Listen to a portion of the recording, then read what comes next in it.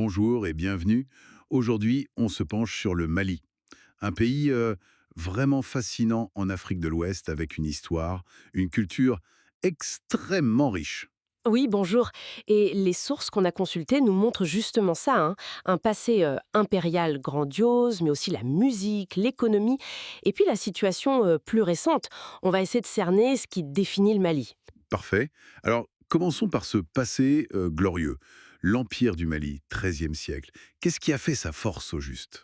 Ben, sa fondation par Sundiata Keita, c'est un moment fondateur, bien sûr, mais sa puissance, elle venait surtout du contrôle des routes, les routes commerciales transsahariennes. Ah oui, le commerce. Exactement. L'or, le sel, l'ivoire aussi, les esclaves, c'est ça qui a bâti sa richesse. Et son influence énorme dans toute la région. Et le sommet de cette richesse, c'est Mansa Moussa, 14e siècle. Son nom est presque synonyme de fortune incroyable, hein. Ah oui, complètement. Son pèlerinage à la Mecque en 1324, c'est resté dans les annales. On raconte qu'il a distribué tellement d'or au cœur que ça a perturbé l'économie locale pendant des années. C'est fou ça. Mais au-delà de l'anecdote, ce qui est peut-être plus fondamental, c'est son investissement dans le savoir, dans la culture. Et c'est là qu'on pense à Tombouctou comme Réellement. centre intellectuel. Précisément, il a fait construire des mosquées, des écoles. Tombouctou est devenu un véritable phare de l'érudition islamique. L'université Sankoré, par exemple, c'est un symbole fort de cette époque. Et il n'y a pas que Tombouctou comme site marquant, j'imagine. Non, bien sûr. Il faut absolument parler de la grande mosquée de Djenné. C'est le plus grand bâtiment en banco, en terre crue, du monde. C'est magnifique. Impressionnant. Et puis, autre site UNESCO majeur, la falaise de Bandiagara, le pays d'Ogon, avec ses villages troglodytes. C'est unique au monde. Des traditions très anciennes préservées là-bas. Incroyable. Au-delà de l'architecture, il y a cette culture orale très forte, incarnée par les griots. Quel est leur rôle exactement, d'après nos sources? Alors, les griots, oui, ils sont souvent vus comme des musiciens, mais c'est bien plus que ça. Les sources les décrivent vraiment comme les gardiens de l'histoire, de la mémoire collective, des généalogies. La mémoire vivante, en quelque sorte? C'est ça, poète, conseiller parfois, un rôle social central qui perdure encore aujourd'hui, même s'il se transforme. Et cette tradition a sans doute nourri la musique malienne, qui est mondialement connue. Ah oui, absolument. C'est un terreau exceptionnel. Pensez à des artistes comme Ali Farka Touré, Salif Keita. Ils ont puisé dans cet héritage pour créer quelque chose de nouveau, de puissant. Avec des instruments typiques comme la kora, le ngoni. Exactement. Ils ont fait connaître ces sons partout dans le monde. La musique, c'est vraiment un ambassadeur culturel majeur pour le Mali. Parlons un peu économie maintenant. Le Mali a des ressources naturelles importantes. Oui, c'est vrai. L'or notamment. Le Mali est l'un des plus grands producteurs d'or en Afrique.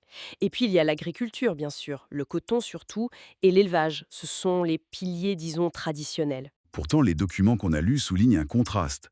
Cette richesse du sol, et en même temps, une pauvreté qui persiste. Oui, c'est un paradoxe qu'on retrouve dans plusieurs pays riches, malheureusement. Les sources évoquent plusieurs pistes, la volatilité des prix des matières premières, des questions de gouvernance, de répartition. Et l'impact des conflits récents, j'imagine. Forcément, l'instabilité n'est pas l'économie, c'est clair. Et ça nous amène aux défis actuels. Depuis 2012, le pays traverse une période très difficile. Oui, la situation est complexe. Effectivement, les conflits armés dans le nord puis dans le centre, ça a des conséquences humaines et économiques très lourdes. Déplacement de population, difficultés d'accès. Et une instabilité politique aussi, avec les coups d'État récents. Oui, en 2020-2021, actuellement le pays est dirigé par une transition militaire. C'est une situation encore en évolution, évidemment. Il est important de le souligner, le rapporte ici les faits tels que décrits dans nos sources, de manière neutre. Tout à fait, notre but c'est de comprendre cette complexité.